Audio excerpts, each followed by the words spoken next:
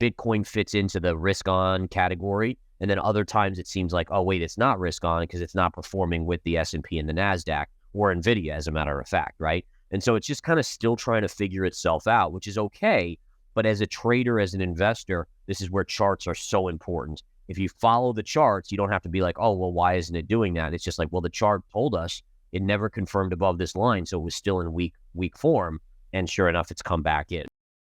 Bitcoin Zella stands out with its simplicity and clarity. We've crafted an experience that anyone can dive into, whether you're a crypto expert or just a new to the crypto world. Now, guess who keeps his eye on us? The author of best-selling book Rich Dad Poor Dad, Robert Kiyosaki. And we want to take this opportunity and thank all the people who trusted us, and we read every comment. And the best part, it's free. Subscribing now means you will get all new information for free. Don't just follow the trends, stay ahead of them. Subscribe to Bitcoin Zella today and enjoy the new edge. Let's join Gareth in this video about Bitcoin and more. Economic news here already, but you can see the markets are trending lower pre-market. This isn't a big move yet, so I want to stress that. In the scheme of things, it's just a small pullback. We closed yesterday right here at 553. We're trading at around 550.75. So a little over a $2 drop in the SPY. That equates to about a $22 to $25 drop on the S&P 500.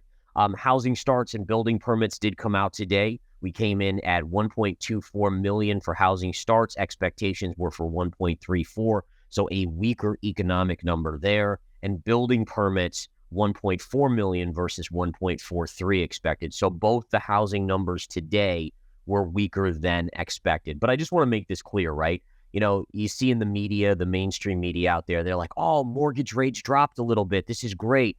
I'm like, come on.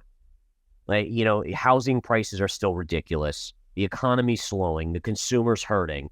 I hate to say it, but dropping the 30-year yield by, 30 basis points is not going to make a dent in what's going on for the average American out there. And I think everyone watching this agrees with that. It's going to have to be a much bigger drop either in home prices or interest rates to really get the housing market to start percolating again. So I think that's really the key here, is that these economic numbers that we're seeing today continue to show weakness in the housing market. I just read that the amount of new inventory being built is the lowest since 2009, basically. So again, the home builders know this is coming. I actually was just looking at the Toll Brothers chart. In fact, let's take a look at this. I wrote an article. It's on the homepage already. But I was looking at the Toll Brothers chart, and the Toll Brothers daily chart is a classic bear flag.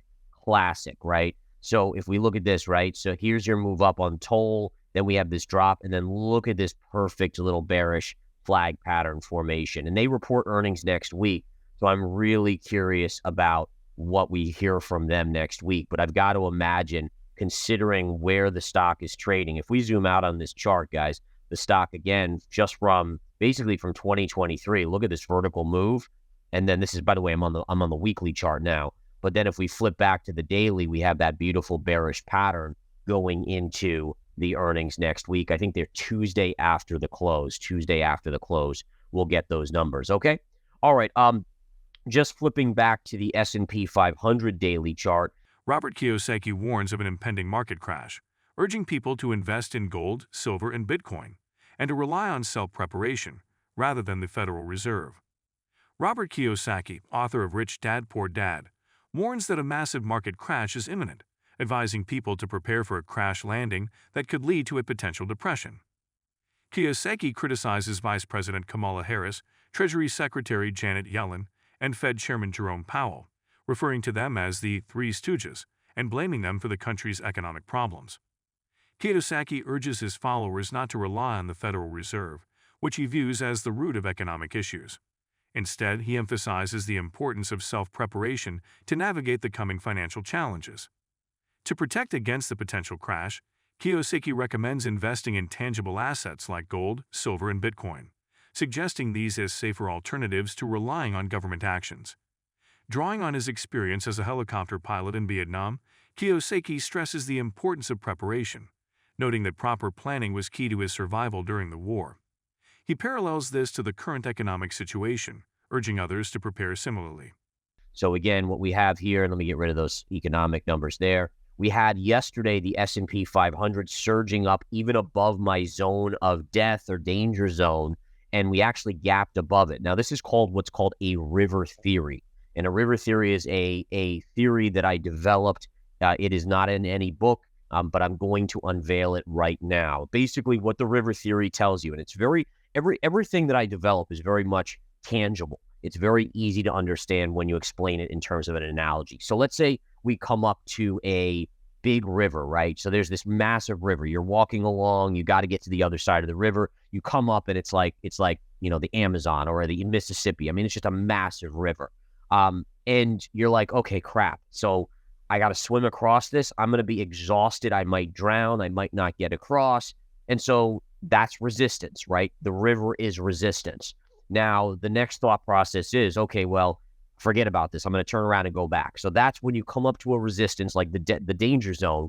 You get up to it and you're like, oh, man, 3 trend lines converging here, just too much for me. And so you turn around. Well, the other alternative is to do what's called a river theory, or essentially you're like, oh, look, there's a bridge. I can just hop, skip, and jump over on the bridge, get across this river, and I've got plenty of energy to continue to run in that direction, right? And so that's the concept, and that's what we saw yesterday. If we see this, the market just gapped above this level here. It literally just gapped above it, and notice how it was able to continue to run up until it ran into the 786 Fibonacci. So again, when you gap above a major level that should be resistance or gap below a major support, that again can often mean that in the short term, you continue on that way because you didn't use the energy to push through that resistance, to swim across that big river.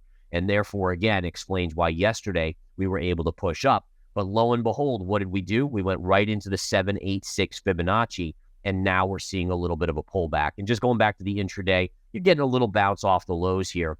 But nonetheless, nice little fade this morning going into the open.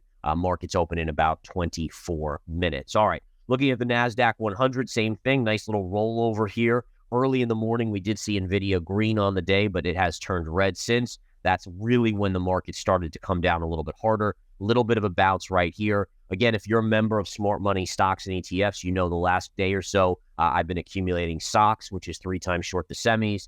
We've been accumulating QID, SDS, which is both short the NASDAQ and the S&P, and also volatility. MicroStrategy's Bitcoin holdings, now at 226,500 BTC with a 61% profit, have almost caught up to the theoretical gains it could have made by investing in Ethereum. MicroStrategy, under the leadership of Michael Saylor, has accumulated 226,500 BTC, currently valued at $13.4 billion. The company paid $8.353 billion for these holdings, with an average cost of $36,907 per BTC. The company's Bitcoin investment has gained 61%, which now closely rivals the theoretical 63% profit it could have achieved by investing in Ethereum instead. According to BlockchainCenter.net, there is no second-best index. If MicroStrategy had invested in Ethereum, it would have acquired approximately 5.21 million Ethereum, worth slightly more than its current Bitcoin holdings, $206 million more, to be exact.